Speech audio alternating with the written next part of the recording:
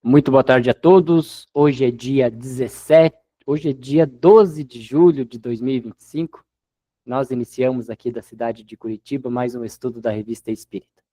Este estudo é promovido pela Sociedade Espírita Obreiros do Senhor e demais estudos da Revista Espírita e outros estudos promovidos pela casa podem ser acessados através do nosso site www.obreirosdosenhor.org.br.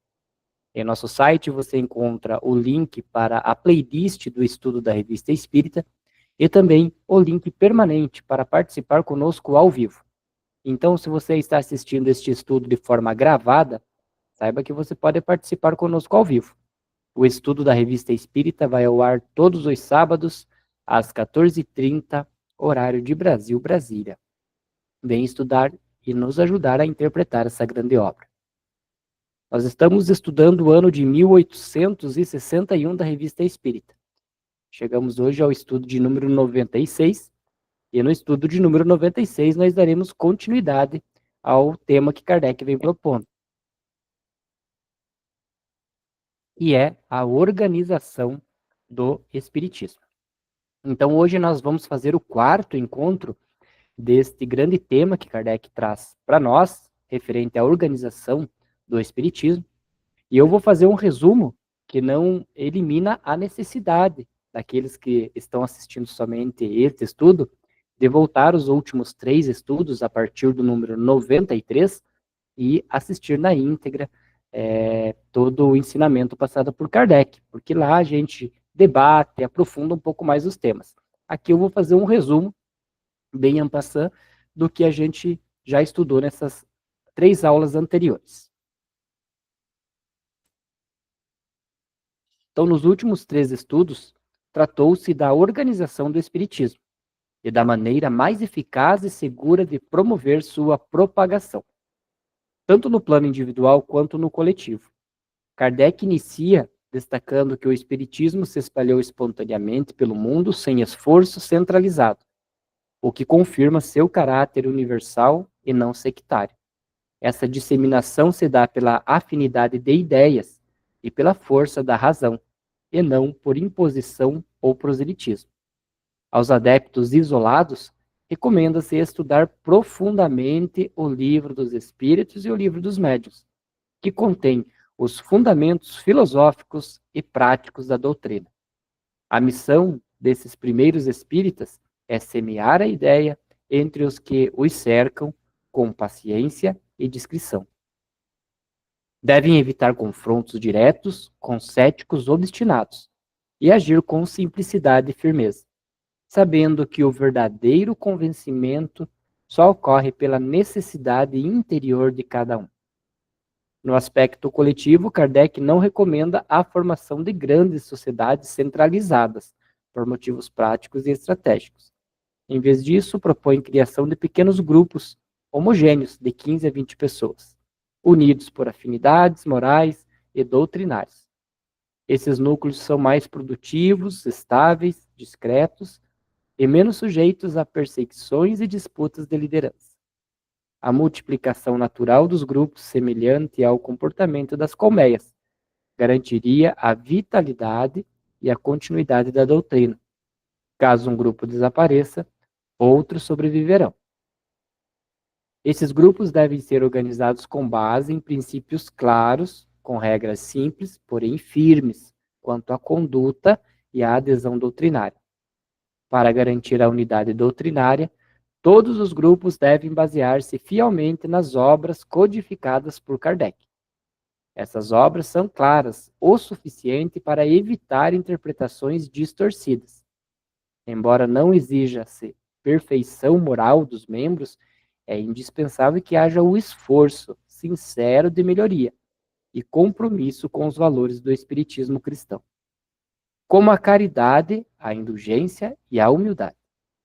Kardec classifica os adeptos em 3 tipos: espíritas experimentadores, focados apenas nos fenômenos; espíritas imperfeitos, compreendem os princípios, mas não o praticam; e os espíritas cristãos, vivem os ensinamentos com seriedade e coerência moral. As reuniões devem ser sérias, orientando iniciar-se com a leitura das obras básicas, o registro das comunicações obtidas e eventual reapresentação das mensagens mais relevantes. As manifestações físicas, quando conduzidas com ordem e seriedade, não devem ser excluídas, pois também são úteis, desde que livres de frivolidade. Por fim, Kardec sugere que os grupos de uma mesma cidade, ou mesmo de diferentes localidades, possam se reunir anualmente em uma confraternização fraterna, uma festa do Espiritismo, para fortalecer os laços e compartilhar os frutos do trabalho coletivo. A verdadeira propagação da doutrina se dá pela sinceridade, pela seriedade das reuniões e pela transformação moral de seus membros, que se tornam exemplos vivos da filosofia que professa. Então, esse aqui é um resumão do que a gente já estudou nas últimas 3 aulas. Na aula anterior, Kardec estava fazendo toda uma introdução referente às manifestações físicas no grupo mediúnico, e o Pereira vai dar continuidade para nós nessa questão ali das manifestações físicas. Boa tarde a todos. Após este resumo do Lelo, né?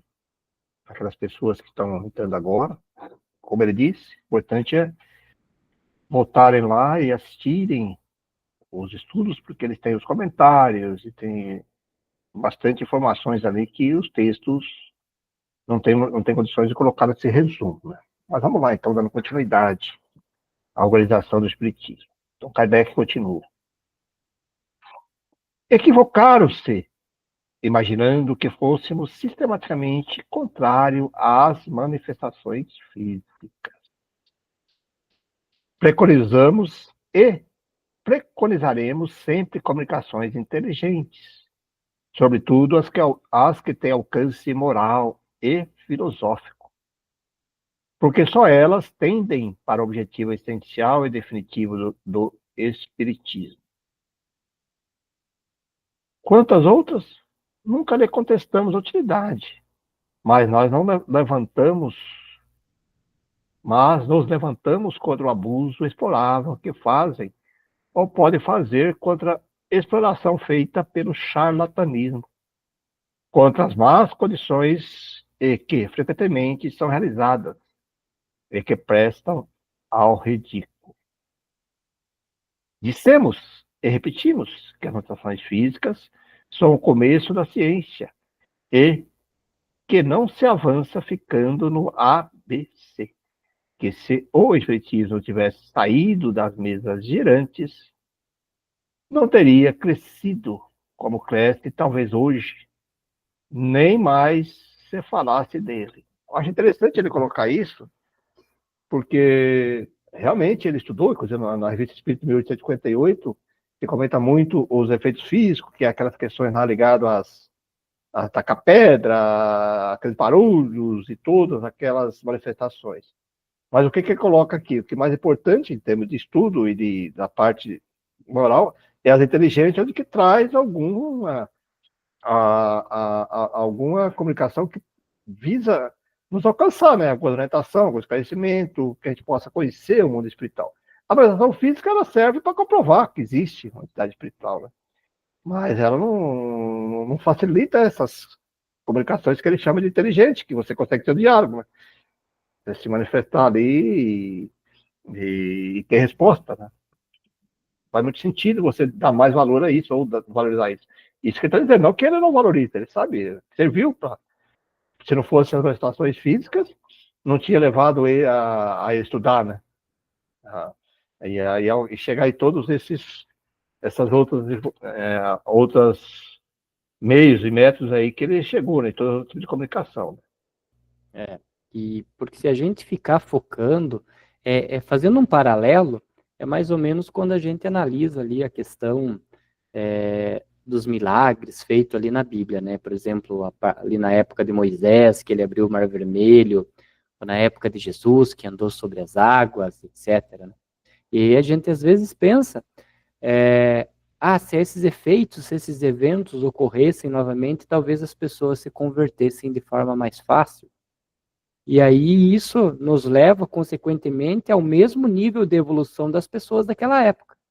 Se nós achamos que é necessário que se abra o mar, que alguém venha caminhando sobre as águas para que a gente creia, então nós temos a mesma evolução moral, intelectual das pessoas daquela época. E no Espiritismo não é diferente. Então, naquela época era necessário comprovar-se por meios físicos que existia uma comunicabilidade com o mundo espiritual. Então, por isso que as mesas batiam, e elas não somente batiam, elas batiam com raciocínio lógico, respondendo alguma pergunta. E isso deixou claro para as pessoas daquela época que era algo sobrenatural, algo de um outro plano não palpável, né, não visto, que era o plano espiritual. Agora já imagina o ditado feito por praticamente um código Morse de uma mesa batendo. A demora que seria aquilo. Tanto é que, depois de um certo tempo, evoluiu-se ali para a caneta, né, para o lápis, na ponta de uma cestinha, onde os médicos colocavam a mão ali e ela se movia. Era praticamente ali uma escrita direta, né, porque ele movia o braço do médium, que movia a cestinha e movia a caneta, e as comunicações começaram a ficar mais fluídas. Com o tempo, notou-se que não precisava nem mesmo da cestinha, a própria caneta na mão do médium faria com que ele escrevesse. Aí parece que para alguns parece que perdeu toda a essência, né? Achando, mas agora é o médico que está escrevendo, ele está colocando suas próprias palavras, ele escreve o que ele quer. Então isso é nos levar ao mesmo nível das pessoas daquela época, que necessitam apenas do efeito físico para poder acreditar, onde nós devemos acreditar na essência. Então, no início aqui, quem estava presente ali, eu gosto de colocar um videozinho antes de iniciar o estudo do Momento Espírita, e ele falava da existência de Deus, que Deus não se aparece, né? Nunca ninguém viu Deus, etc. Mas isso por quê? Porque Deus não é uma pessoa. E nós conseguimos ver Deus e compreender Deus a partir da sua criação. Então, quando nós olhamos a criação dos planetas, e dentro do nosso planeta a diversidade de vida, de plantas, de animais, até mesmo de seres humanos com as características diferentes, nós sabemos que aquele Criador é um Criador exuberadamente grande, né? Perfeito. Por quê? Porque nós não há como conceber uma obra tão perfeita como é a vida vindo de um ser imperfeito. E hoje nós vemos no Espiritismo que não há como conceber que algumas mensagens que vêm, seja às vezes do próprio médium, ou seja de um espírito ruim. Pereira costuma dizer muito, fazer muito essa frase, usar essa frase, que às vezes quando o médium está aprendendo e ele escreve algumas linhas e tal, né? E diz, eu não sei, eu acho que isso aqui é meu. Poxa, mas se é teu, então tá bom, né? Porque olha a profundidade que teve aquela escrita. Então, é nesses termos que nós, espíritas, serve até inclusive de puxão de orelha, que nós não se devemos mais hoje nos deter, por exemplo, naquelas questões que nós vemos lá no início do Espiritismo, de querer, talvez, refazer novamente as mesas girantes, refazer novamente os barulhos. Por quê? Porque não há necessidade mais. Hoje nós já temos todo o embasamento e a comprovação que aquilo existiu. Então, hoje é pegar todo o ensinamento moral que os espíritos nos passam para que a gente dê continuidade daqui para frente. Porque senão nós vamos estar em 2200, né, agindo da mesma forma que Kardec teve que agir com os espíritos daquela época, somente por efeito material. E aí você colocou num ponto interessante, mas a partir do momento que começou a ter as comunicações, né, mesmo que existia todo as batidas, as pancadas, mas começaram a ter as comunicações inteligentes, porque começou a ter respostas, perguntas e respostas, tudo bem. O efeito físico era apenas para chamar a atenção, mas o que Kardec coloca aqui bem claro é que as pessoas, às vezes, querem dar mais importância ao barulho, ao movimento da mesa, que é o efeito físico, do que o conteúdo, né? Por isso que ele fala, porque não faz sentido você, né? Senão, se você chega hoje para ter as comunicações, você tem que bater 3 vezes, não sei o que, fazer do barulho. Quer dizer, e o conteúdo da mensagem, né? O que está sendo passado ali, né? Nesse sentido que ele está dizendo, né? Porque tanto é que o espiritismo evoluiu por causa disso, as pancadas, as mesas fazendo barulho, coisando, chamou a atenção, inclusive dele. Aí foram verificar lá. Aí quando ele começou a perguntar e responder, aí houve a questão inteligente. E aí depois tudo foi se chegando à conclusão que existiam outros meios, né? Que é a escrita direta, a pessoa pode, a escrita, a psicografia, que você pode escrever e tal, que são manifestações inteligentes. Porque aí você tem o diálogo e a resposta. É que hoje a pessoa fala, pô, mas por quê? Então quer dizer que você dá mais barulho, dá mais importância para o espírito que está batendo lá, fazendo barulho na tua casa, só o barulho em si, não na comunicação, né? Não no conteúdo. É nessa questão que ele coloca, eu acho bem bacana essa maneira que você colocou, né? Inclusive de Jesus, né? Então a pessoa queria ver mais Jesus flutuando, ou fazendo milagre, lá, fazendo aquelas coisas tudo consideradas extraordinárias, do que o conteúdo da mensagem dele, né? E aí, infelizmente, até hoje o pessoal fala isso, né? Puxa, quer dizer, vale mais aquilo lá do que o conteúdo. Ninguém quer entender a parte filosófica, né, do conteúdo das mensagens. E ele continua. Eis porque esforçamos para fazê-lo entrar na via filosófica, certos de que, dirigindo-se mais à inteligência do que os olhos, ou o ouvido, né, tocaria o coração e não seria capricho da moda, né? Ah, bate aqui, tá, nesse sentido. E tem todo sentido isso para mim, né? É com esta condição única que poderia dar volta ao mundo, implantar-se como doutrina. Ora, o resultado ultrapassou e de muito a nossa expectativa. Não atribuímos às manifestações físicas, senão a importância relativa e não absoluta. Sob a ótica de certas pessoas, aí está o nosso erro, porquanto dela fazem uma ocupação exclusiva e nada mais vem. Se não nos ocuparmos pessoalmente, se não nos ocupamos pessoalmente dos fenômenos, é porque nada de novo nos ensinariam. E temos coisas mais essenciais a fazer. É nesse sentido que eu falei, né? Por que eu vou ficar vendo a pessoa se levantar lá, ou fazer barulho aqui, ou transportar aqui para lá, para cá? Já foi comprovado, né? Ao contrário, longe de censurar os que deles se ocupam, nós os encorajamos, desde que eu faça em condições realmente proveitosas. Sempre que conhecemos reuniões desse gênero, merecedora de toda a nossa confiança, seremos os primeiros a recomendá-la à atenção dos novos adeptos.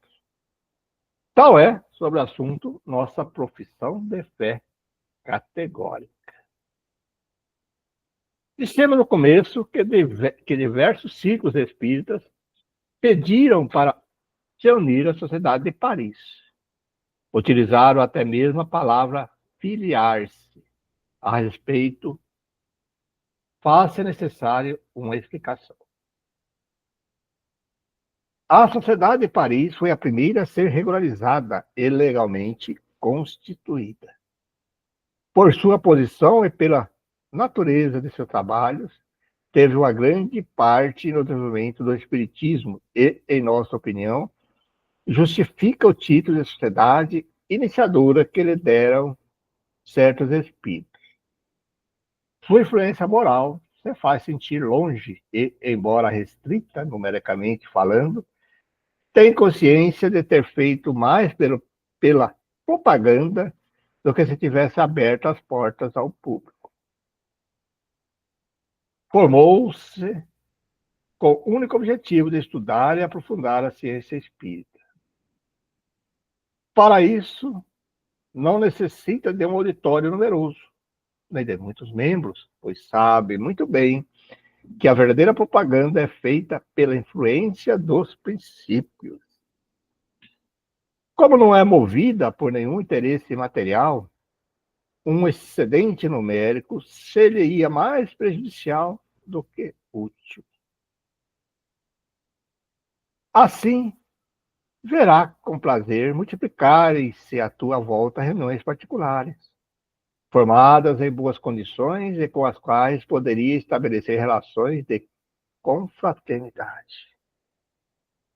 Ela nem seria consequente com seus princípios, nem estaria à altura de sua missão, se pudesse conceber a sombra da inveja. Quem disso a julgasse capaz, provaria que não a conhece. Estas observações são suficientes para mostrar que a sociedade de Paris não poderia ter a pretensão de absorver as demais sociedades que formassem em Paris ou Alures, com os mesmos procedimentos habituais. A palavra filiação seria, pois, imprópria, porque suportaria de suas partes uma espécie de supremacia material, a qual ela absolutamente não inspira e que teria os mesmos inconvenientes.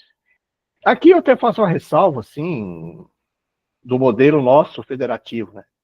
Que, olha, ele não recomenda isso pela cidade de Paris, né? Ele fala desse vínculo de filiado, né? Você veja hoje, assim, ó, filiado à Federação Espírita Brasileira, filiado à Federação Espírita de São Paulo, filiado à Federação Espírita do Paraná. Não precisaria disso, né?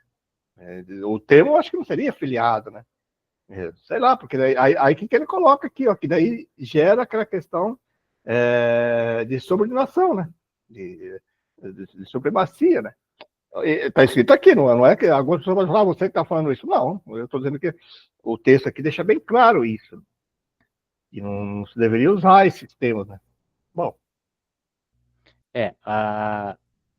Quando a gente fala afiliar-se, né, a gente traz aquela concepção que a gente entende e tem a mesma filosofia, né? Eu me filio ao pensamento do Pereira, então eu penso igual ele. Kardec, ele trouxe nos ensinamentos anteriores ali que desde que as reuniões tivessem como base ali a codificação, os livros básicos, era necessário. Então, hoje, para demonstrar que nós seguimos o espiritismo de Kardec, como as pessoas falam, né? É espírita de mesa branca ou o quê? Né? Então, para ver o desconhecimento da população, né? Então, acho que ele já traz essa questão também para demonstrar que quando a gente está afiliado a uma federação, a gente segue mais ou menos não, segue aquele roteiro deixado por Kardec. Não que uma casa que não seja afiliada, porque, por exemplo, nós sabemos que quando se pretende fundar uma nova casa espírita, você fica um certo tempo sem conseguir a filiação. E nem por isso você deixa de ser uma casa espírita, na concepção, né, da codificação de Kardec. Então eu só posso ir numa casa que seja filiada? Não, se você tem uma casa que não é filiada, mas ela também segue todas as regras ali orientadas pelos espíritos na codificação espírita, ela é uma casa espírita. O que tem que tomar cuidado é o quê? É quando se vai numa casa e não é filiada e também não se segue o que diz na codificação. Aí você está numa outra filosofia que não a espírita. Espiritualista, talvez, CA, comunicação e tudo mais, né? Mas totalmente de uma outra vertente que não a de Kardec. Então, a única, como diz o Pereira, para não denotar essa supremacia, essa hierarquia, né?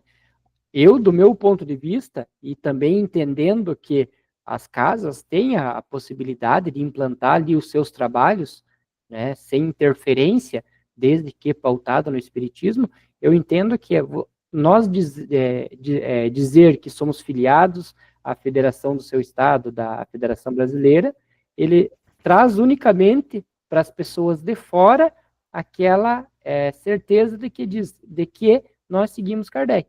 Nada além disso, porque nós não somos subordinados, porque nós temos a nossa forma de constituição, de agir nos nossos trabalhos, e a questão de filiar-se, ele só quer trazer para nós que nós seguimos a orientação de Kardec.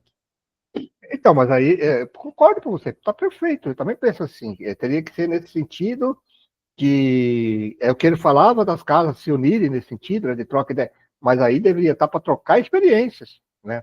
Nós já comentamos várias vezes aqui de comunicações e tal, mas não para ter ingerência, que às vezes acaba tendo ingerência. Infelizmente, você não pode ter magnetismo, poxa, você não pode ter isso, que isso aí é contra. sabe, começa a querer impor, né? Eu concordo com você que é uma base para quem está chegando, que essa sociedade, essa casa espírita, ela segue os princípios de Kardec. Isso é perfeito. Mas a partir que começa a ter ingerências, né, dizendo assim, olha, não aceita isso, não pode aquilo, que não sei o quê, começa a querer modificar um pouco o que está escrito aqui, os próprios ensinamentos de Kardec, né? E dos espíritos, né? Que não deveria ter, cada um poderia ter liberdade, até certo limite, que não fugisse as questões predominantes da filosofia espírita. Concordo com você, aí é perfeito. Mas aí acaba perdendo a principal, que seria a troca de informações. Né? Vira uma coisa de cima para baixo, não de um todo. Teria que se relacionar melhor, né, nesse sentido. Né? As federativas de se reunir, do Paraná com São Paulo, entendeu? Ou aqui do Paraná, as URIs, que é o perfeito, a URI do leste com não sei o quê, entendeu? Trocando as ideias, que nós comentamos várias vezes isso, né? Mas não como chega no imposto de normas, de você agir assim, não agir assim. Aí que começa a ter digamos assim, aí é que até onde que tá, né? Aonde que não está tendo ingerência e até onde que não está, né? Até a partir que você está sugerindo, ou até descredenciando uma casa, ou você está ingerindo, por motivo, às vezes, de algumas atividades um pouquinho diferentes, mas que tem o cunho da caridade, que tem o cunho do espiritismo. Nesse sentido, é difícil, né? Esse meio, esse termo, né? Olha, ele continua aqui, ó. Como sociedade iniciadora e central, pode estabelecer com os outros grupos ou sociedades relações puramente científicas, limitando-se aí o seu papel. Não exercer nenhum controle sobre essas sociedades que em nada dependem dela e ficam inteiramente livres para se constituírem como bem entenderem, sem ter de prestar contas a ninguém, e sem que a sociedade de Paris tenha que imiscuir no que forem seus negócios.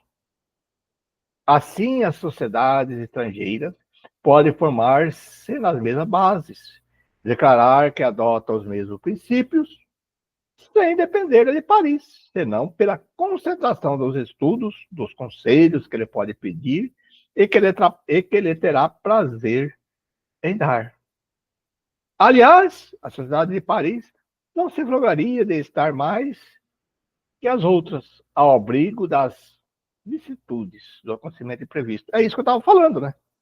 Vamos trocar ideia, olha, estou estudando aqui, estou fazendo aquilo, isso aí seria importante, mas começar a ter ingerência não dá certo, né? Se, por assim dizer, a tivesse em suas mãos, e se por uma causa qualquer deixasse de existir, a falta de um ponto de apoio resultaria em perturbação. Os grupos ou sociedades devem buscar um ponto de apoio mais sólido que numa instituição humana, frágil por natureza.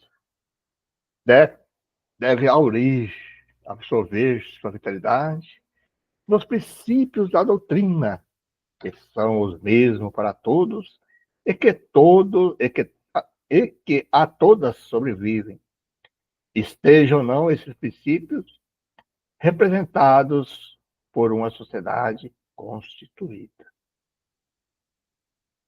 Estando claramente definido o papel da sociedade de Paris para evitar qualquer equívoco ou falsa interpretação, as relações que vier estabelecer com a sociedade estrangeira tornam-se extremamente simplificadas.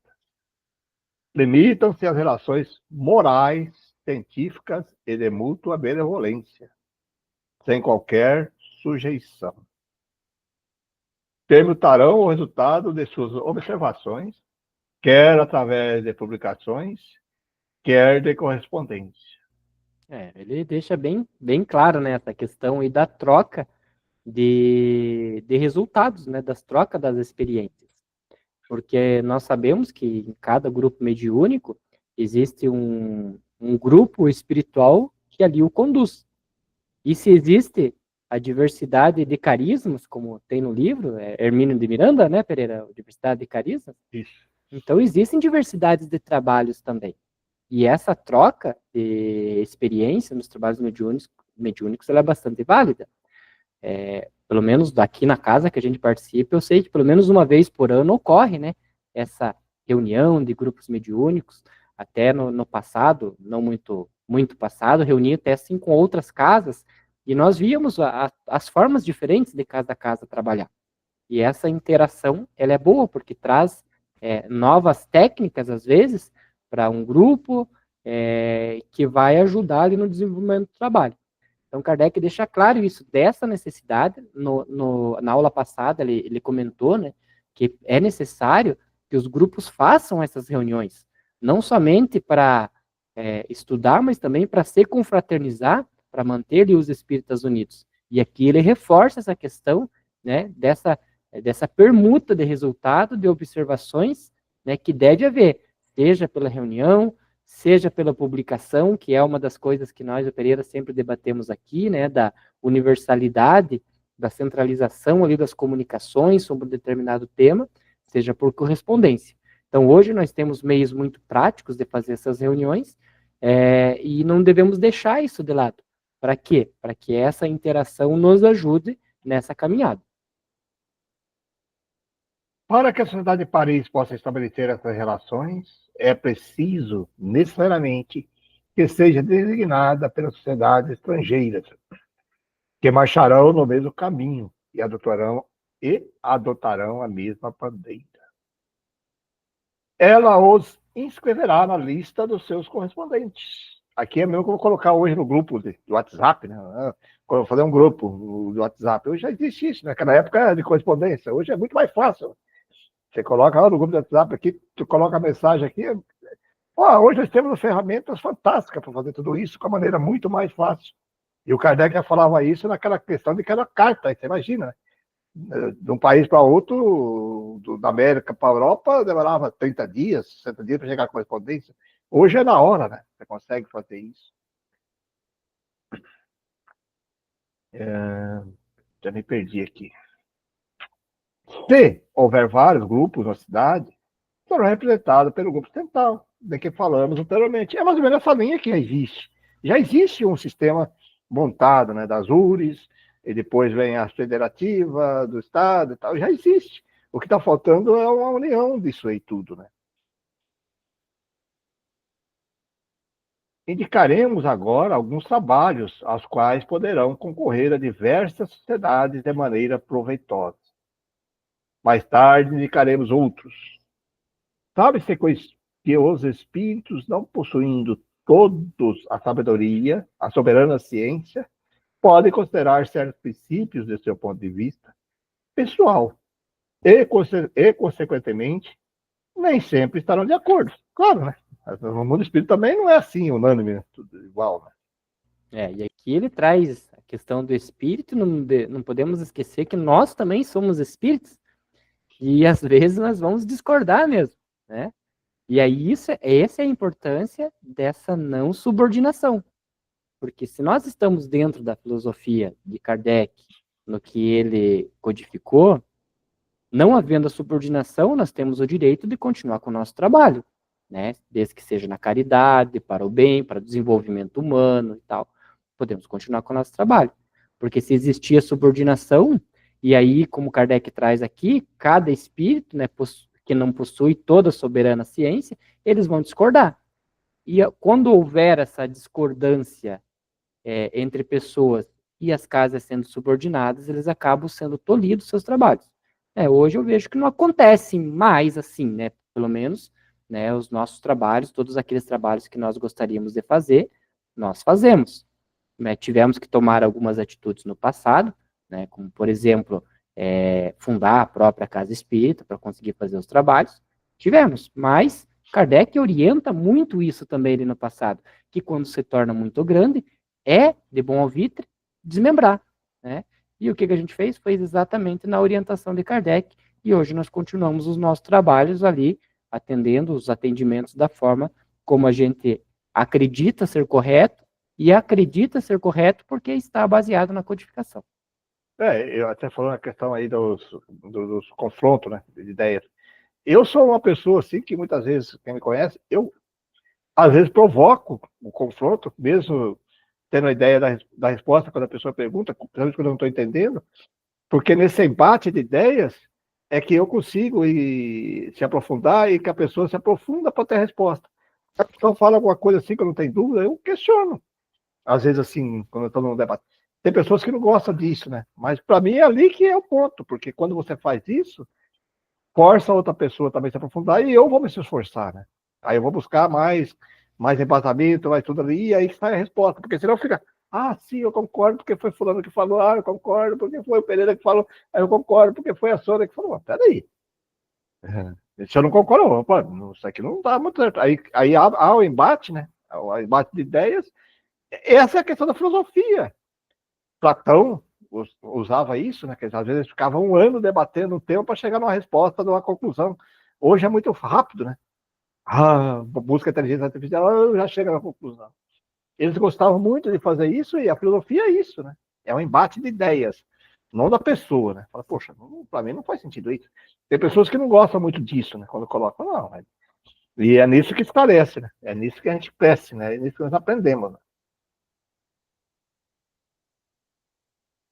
Ó, o melhor critério da verdade está naturalmente na concordância dos princípios ensinados sobre diversos pontos, por espíritos diferentes e por meio de médios estranhos uns a outros. O Léo comentou agora há pouco sobre a universalização, né, das comunicações. Se vem só de um médio, vamos ver os outros também, né? E é por isso a importância daquele sistema que nós estamos falando aí, de ter essas trocas, né? Desse modo foi composto o Livro dos Espíritos. Mas ainda restam muitas questões importantes a serem resolvidas dessa maneira, cuja solução teria mais autoridade quando obtida por grande maioria. O Lero comenta sobre isso, né, Lero? Demais, eu falo muito sobre isso, porque na época lá de Kardec, nós vivíamos uma outra era da humanidade, né? Naquela época, ninguém se importava com células-tronco, com alteração dos cromossomos e etc. Então, hoje, eu sempre, um alerta que eu faço, que se nós mantivéssemos o mesmo método, a metodologia de estudo de Kardec, que era a universalização, né, dos assuntos vindos de vários espíritos, uma resposta, o espiritismo poderia se posicionar com mais concordância, com mais firmeza sobre diversos temas nas quais nós ficamos calados, às vezes. Então, existem temas assim que eu tenho a minha concepção, né? Eu nunca posso dizer assim, olha, é o espiritismo que está falando.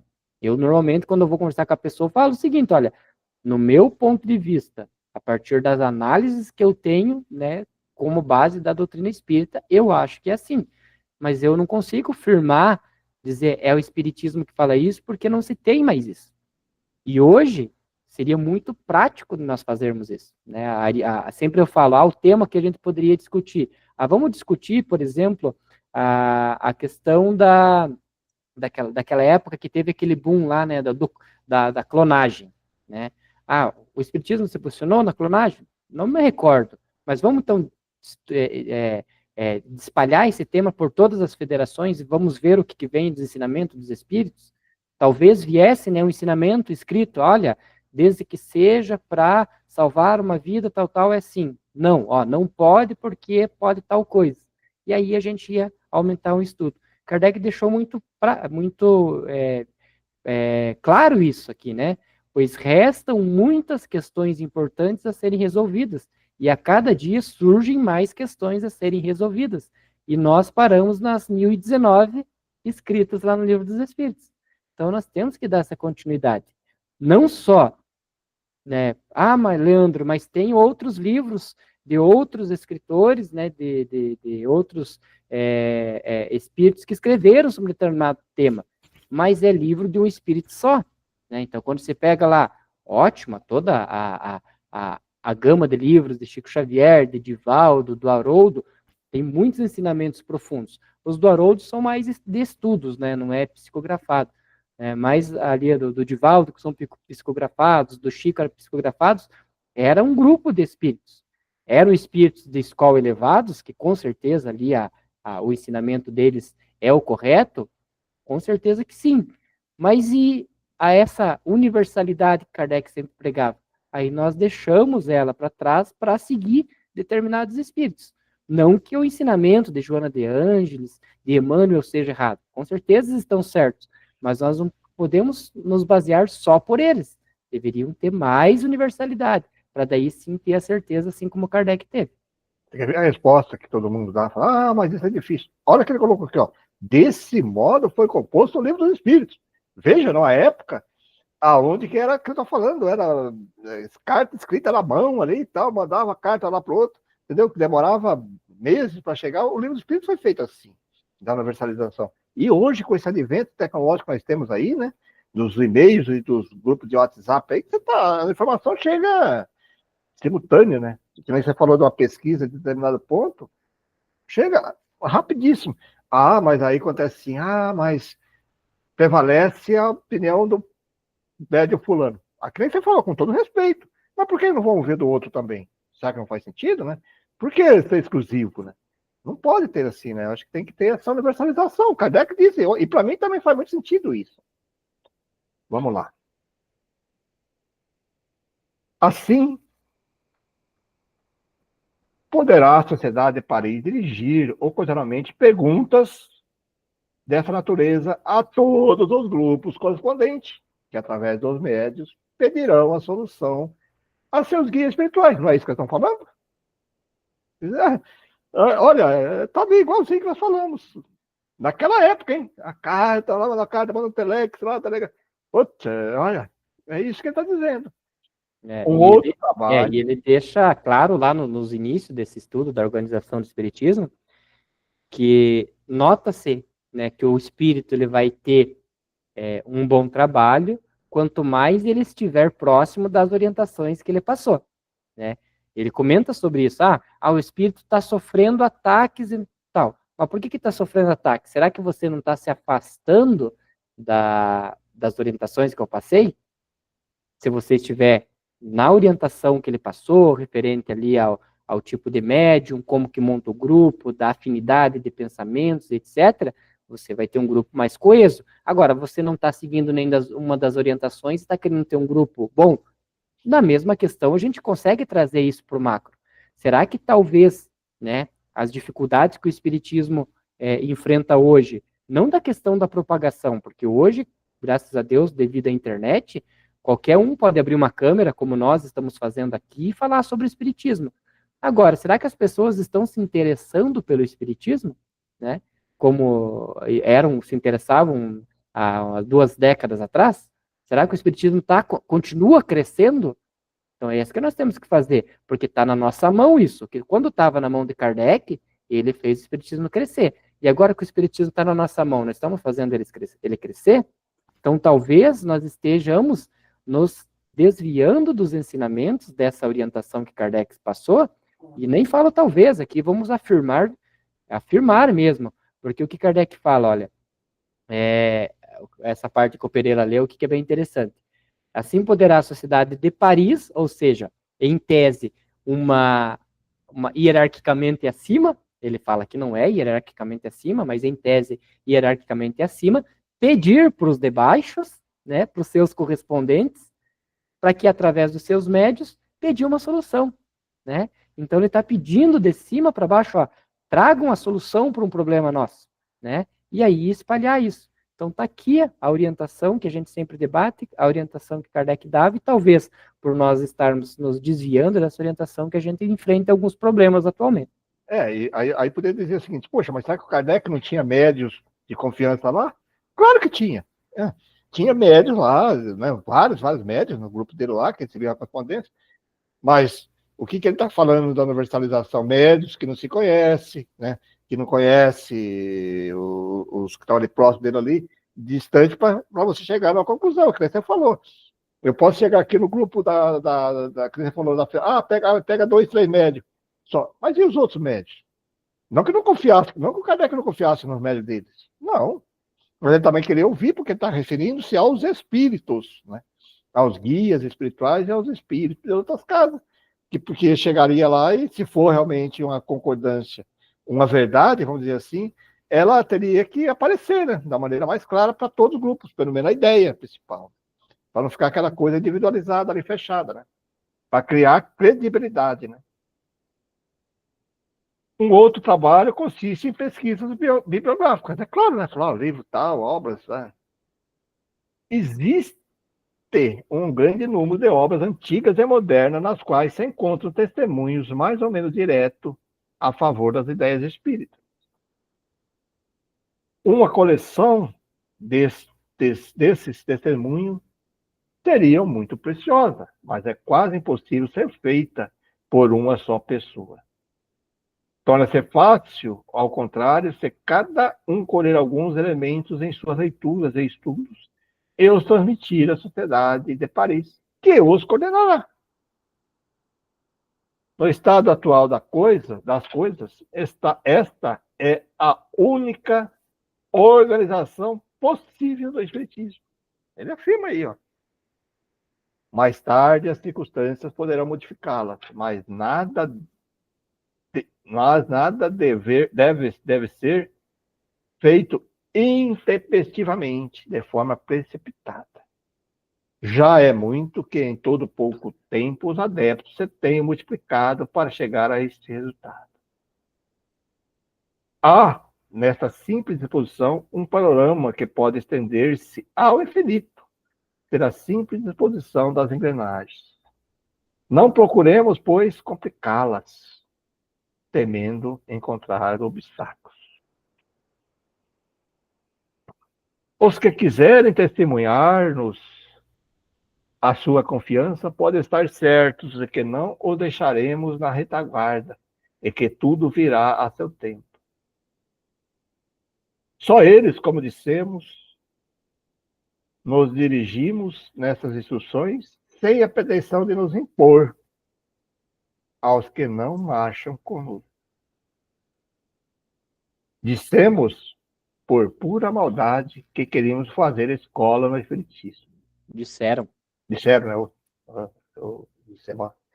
Disseram, por pura maldade, que queriam fazer escola no Espiritismo. E por que não teríamos este direito? O senhor de Marville não tentou fundar uma escola de Munique? Por que seríamos obrigados a seguir a reboque deste ou daquele? Não temos direito de ter uma opinião, de formulá-la e publicá-la e proclamá-la? Se ela encontra tão numerosos aderentes, é que aparentemente não o julgam desprovida de senso comum. Mas, aos olhos de certa gente, aí está o nosso erro, pois não nos perdoam por havermos chegado primeiro que eles e, sobretudo, por havermos triunfado. Que seja, pois, uma escola, já que assim o querem. Para nós será uma glória escrever no frontispício, na fachada, né? Escola do Espiritismo moral, filosófico e cristão. E a ela convidarmos todos os que têm por divisa amor e caridade. Aos que aderirem a esta bandeira, todas as nossas simpatias.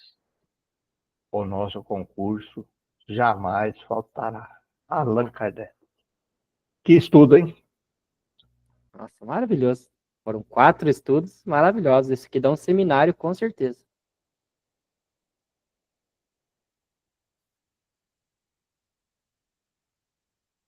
Acho que travou tua câmera aí, Pereira. Travou? Não. Para mim tá bom aqui, tá normal. Então assim nós terminamos, né? Até um pouquinho antes hoje, terminamos o estudo.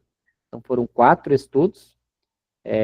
Eu vou compilar essa informação aqui, depois eu coloco no nosso grupo do WhatsApp, né, com todas essas orientações aqui que Kardec passa, que acho que é um bom roteiro para nós observarmos dentro do nosso grupo mediúnico, dentro da nossa casa espírita, se nós estamos seguindo ali as orientações que Kardec, que com certeza não foi apenas da metodologia dele, mas com certeza intuída pelo plano espiritual como o melhor meio da condução ali dos grupos mediúnicos, das casas espíritas. Então tem um roteiro pronto aí para nós, basta apenas nós seguirmos. Perfeito, né?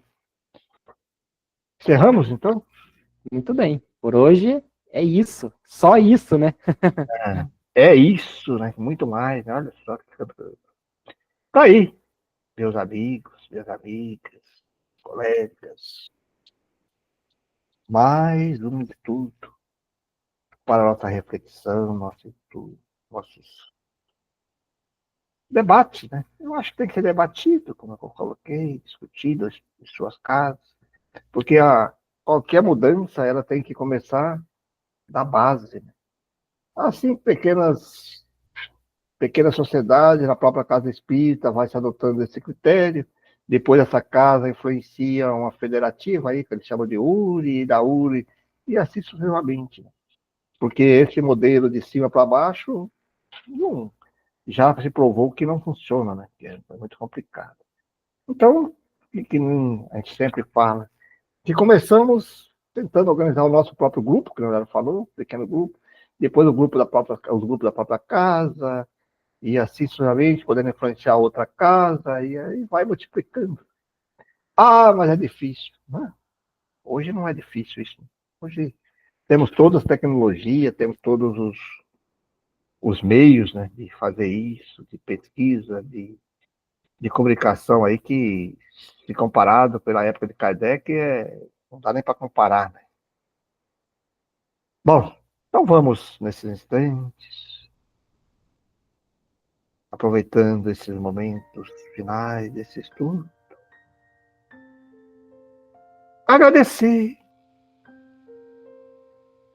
Recentemente, eu fazendo um estudo ligado ao, ao magnetismo, às questões energéticas e às questões filosóficas, que eu gosto de ler muito, pego alguns livros.